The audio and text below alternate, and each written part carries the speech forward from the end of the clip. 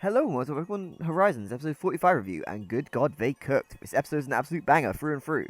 You see how Bravasagi while damaged isn't beyond repair, which lets Liko and Roy appeal to Rayquaza without worry, trying to get Rayquaza on their side and thanking it for being the catalyst to their journeys. And it's tense as it stares them down as it seems to accept Roy's battle request. Freed comes up with a plan, which he and Roy will go off on Charizard while Cap stays on ground to assist Sprigatito and Quaxley. Charizard and Fuecoco use Flamethrower to lure Rayquaza closer to the ground scene, where Cap launches them with a Rising Volt tackle. Not getting much done, but getting saved by Cap in the end as well.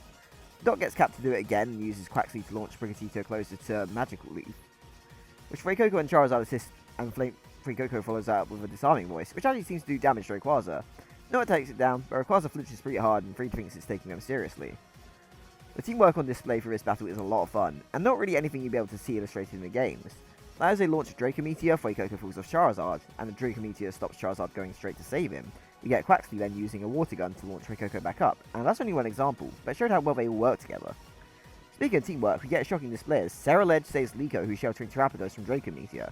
Of course he was here for Rayquaza, and then he whips out his Terror Orb and debuts his Terragos Ceruledge. It's pretty sick and it gets a boost on its Phantom Force, and Zoo picks up Shadow Claw.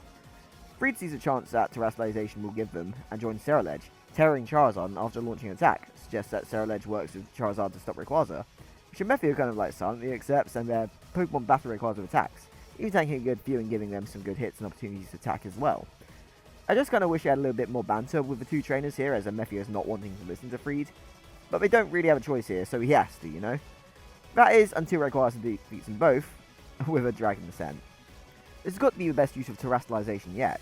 The Pokemon felt a lot more mobile, and it really adds to showing how strong and exciting it is as a gimmick. Pairing two of them up against a flying opponent, especially with a more physical opponent like Ceruledge, helps in getting them a lot more mobile and, working well together. When Liko, Roy, and their Pokemon are in awe of the power of Terra, you feel it and understand that they'd be interested in using it themselves. And to be 100% honest, this team up is absolutely what the Moltres battle should have been. I guess maybe I'm glad it wasn't, because it had more impact here seeing Freed and Mephiyo team up for the first time with Terastallized Pokemon. But this moment had the excitement I felt then, at the mere prospect of that being possible back at the time. There's not much time to dwell on Freed and Mephiyo losing though, as Fuecoco powers up, learning Flame Charge. While Liko thinks about her promise to Terapagos and realizes she needs to grow too, Sprigatito responds in kind to her wishes and desires and charges forward, evolving into Floragato, which looks pretty great in the anime style. Working together with Fuecoco's new power-up, she launches a Magical Leaf to distract Rayquaza, and then my absolute GOAT, the legend, the myth, Fuecoco rushes into the air, launching himself with Flame Charge and straight up knocks Rayquaza down. Not out, let's be clear about that. The fact that Rayquaza has to stop itself falling into the ocean after that is kinda bonkers. We get a great showing of Floragato's new physicality too, as she launches a yo-yo thing to grab Fuecoco before he can fall into the water, then passing out. Rayquaza has a look at Terapagos, then Liko and heads off. It's a triumphant yet downer moment, as obviously the kids wanted to make an ally of Rayquaza, and did fight hard to try and make that a reality. It's certainly different compared to their defeat at its hands before though. They actually put up a fighting chance this time.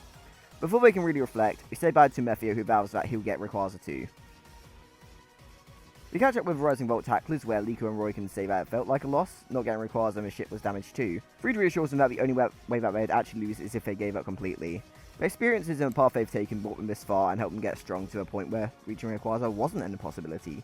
Pair the speech with a flashback of basically the last year of Horizons, and it makes for a pretty emotional scene, as who would have believed that they've changed as much they have already. They've still got something out the experience with Rayquaza with Sprigatito's evolution or Fuecoco's new move, and we've still got an adventure ahead of them, and this gives them resolve to reaffirm their goals, alongside Dot, who wants to get out and see the mode's mysteries with them. The path forward for the kids is wanting access to Terastallization, which Freed will arrange, while the Rising Volt Tacklers will fix the ship and research Terapagos anyway. He doesn't tell us what that'll be, but with the upcoming arc, we know it's enrolling in the Naharonga Academy, which I'm so looking forward to. The next arc looks phenomenal. So Liko's goodbye to the ship is so shockingly emotional. It's been our home as much as it has been Liko and Roy's with their adventures so far, being impossible without it. But we aren't done with the story yet, as there's still a bit more heat from this Horizons episode, as Gideon addresses the explorers and tells them to let the Rising Volt Tacklers gather the last of the 6 heroes, which Spinel deduces is so they can get full power to Terapagos. So explorers will just watch Terapagos and Liko for now, and then we get to see Gideon in person, as he resolves to return to Rakua, and gets something called a Rakuarium, I don't know how to pronounce that, and we get to see this man has a shiny Zygarde, which would be a crazy counterpart to Rayquaza. Absolute banger episode, or watch it now. It's got action, it's got amazing story developments, it's got excellent character moments, and it's such a treat. I think my only real criticism is it feels like Terapagos didn't really do anything. But maybe it reaches out to Rayquaza or something to not completely obliterate them, But even now I think I'd rather just see our trainers be the ones to fight it. Especially as they challenge Rayquaza here, unlike episode 33 where Terapagos saved them. After Mephiyo had annoyed it. So that's just a bit of a minor thing, but maybe I'm not only feeling it because I really feel like Terapagos hasn't done much in this arc at all. But hey, the arc's over now. I focused a lot on the growth of Liko and Roy, and this is a result of all that. And it felt really fitting too. Fuecoco's been picking up new moves just fine, so having Freed phrase that felt pretty good. But Floragato, throughout the arc, they evolved Leafage into Magical Leaf, which now feels pretty emblematic of the fact that Sprigatito went on to evolve. And by the way, what an opponent to show our first evolution, huh? I would have guessed that we got Scalodurge and Meowscarada against Rayquaza, but Floragato is certainly a choice, but has done exceptionally well. His presentation was so good already, and already the yo-yo tricks had me liking it a lot more than I did as a Sprigatito. You can basically pick any action shot bit and they'll have cooked with it. I think it was a great thing that's Liko's feelings that caused Floragato to happen. As a trainer who wants to understand her Pokemon's feelings, the Pokemon understanding her desires and responding in turn just feels good to see. They elevate each other. Tying Freed and Mephiyo's team up into Liko and Roy realizing how much stronger they can get is such a good play. All throughout this series, Freed and Mephiyo have essentially been untouchable to the kids, and having them team up and do a solid job against Rayquaza, making the kids realize the type of power they will need, is so fitting. If two enemies can work together with the power of Terastallization, how well can our protagonists work with it, you know? So this is a wonderful end to Terapagos' Shine arc, and sets the stage for Terast's debut in such a natural and sensible way. The thought of saying goodbye to Horizon Voltaculus temporarily is definitely sad, but I think it's a really great evolution for the series. The kids get to leave a nest and grow and will come back strong. I gotta respect it.